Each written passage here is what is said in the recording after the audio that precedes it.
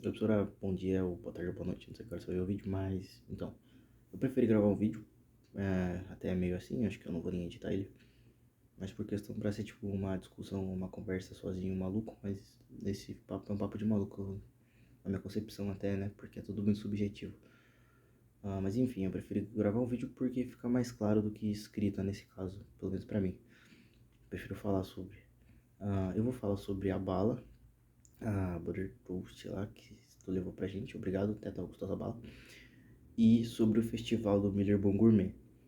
E explicar então, no caso, o que seria uma experiência estética na minha concepção sobre essas duas coisas e como eu absorvi isso na matéria, né? Então, enfim, para começar, eu já sempre achei tudo muito subjetivo na questão de design e arte estética. Até porque se a gente for pegar como exemplo, sei lá, a Mona Lisa. A Mona Lisa é uma pintura que, no caso, seria um objeto de arte. Acho que se a gente perguntasse pro Da Vinci qual foi a intenção dele ao pintar a Mona Lisa, seria retratar uma mulher. Só vai fazer, sei lá, um quadro bonito, não sei, posso estar falando merda, mas acho que essa seria uma das coisas que ele ia falar. Tendo isso em vista, a gente pode falar que é um objeto de arte, mas é um objeto de arte muito estético, porque é o retrato de uma mulher, então de certa forma ele retrata a estética humana. Só que assim, no momento que eu pego a Mona Lisa, tudo bem que não é original, mas sei lá, faço uma meia da Mona Lisa, camiseta da Mona Lisa, caderno da Mona Lisa, vira um objeto de design.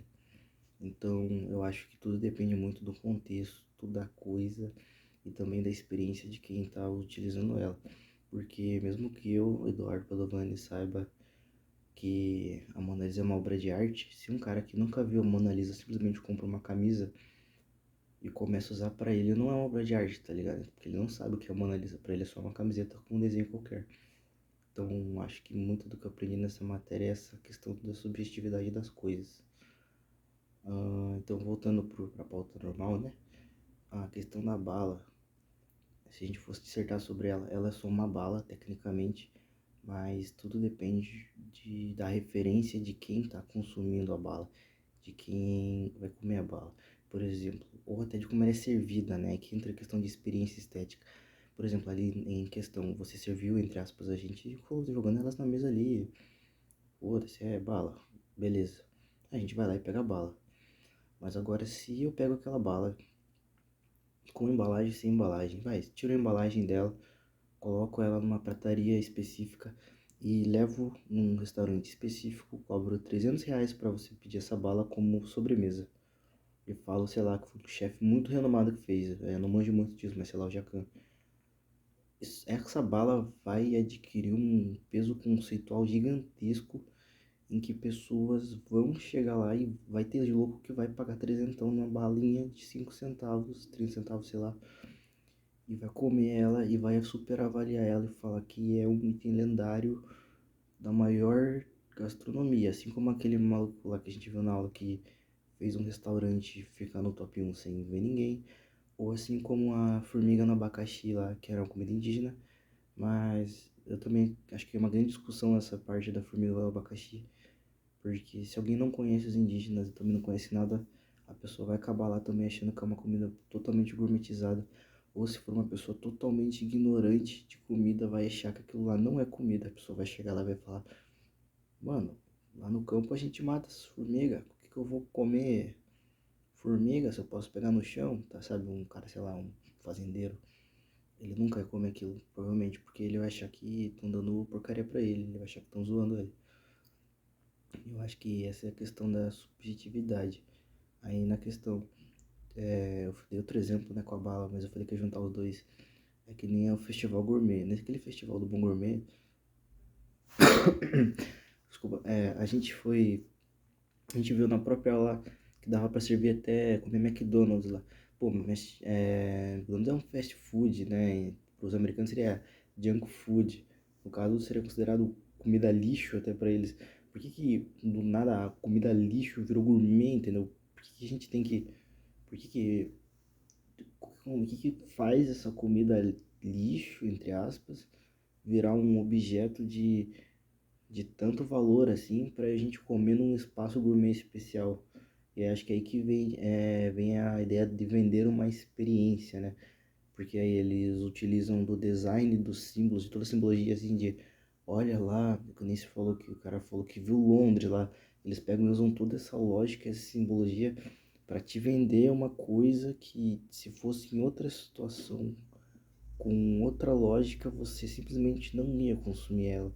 Então, basicamente, agora se eu pegasse essa mesma bala que a gente comeu na sala, que pra mim foi de graça no caso, porque você me deu, colocasse num catálogo lá e desse todo aquele conceito falando que experiência de uma sobremesa de Londres. Se eu vendesse aquela bala com chá e falasse que foi inspirada no chá da rainha com o pudim que ela come, sei lá, de bala, ia ter muita gente que provavelmente ia lá comer essa bala que eu comi de graça no elevador, descendo rapidão para fazer outro trabalho.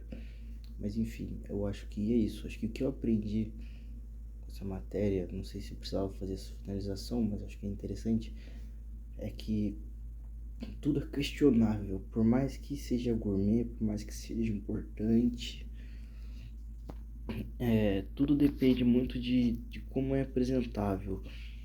Então a questão da experiência estética é muito peso da simbologia e do conceito da coisa que estão querendo te vender, não só em questão de alimento. Assim como a Mona Lisa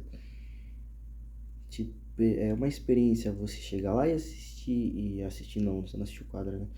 Então, só pra finalizar a ideia, então a Mona Lisa lá, como se fosse lá, se fosse lá no Louvre ficar olhando o quadro é uma experiência, mas eu tenho uma camisa com o desenho da Mona Lisa é outra experiência estética de uma maneira em que eu vou estar usando a arte para mudar a minha aparência, sabe? Não é o mesmo lance de eu pegar lá e olhar o quadro e ter uma reflexão, aí é mais um lance de eu já tive uma reflexão sobre isso e eu tô querendo compartilhar dessa reflexão de certa forma. Bom, acho que é isso. No caso, a experiência estética é basicamente essa questão de experienciação de uma coisa, dependendo da experiência ou do contexto ou do conceito que a pessoa tá. Foi que nem no texto que eu escrevi lá anteriormente, eu vou anexar junto com o vídeo, que é que nem no circo, né? Se você é fã de circo, é tudo bonitinho, você vai lá, se diverte, dá risada dos palhaços, acha as partes radicais incríveis. Agora, se você tem medo de palhaço, a experiência é que nem no filme de terror. Você a todo momento tá com medo, sei lá, roendo unha, e é uma experiência assustadora.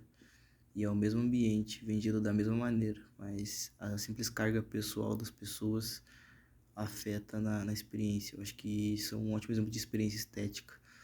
Que uma pessoa tem medo de palhaço, outra não tem. Elas vão no mesmo ambiente, com a mesma propaganda, com as mesmas pessoas, com o mesmo show. E uma se diverte e outra fica com medo. Acho que eu acabo com esse exemplo aqui, professora. Espero ter falado tudo certo, é isso.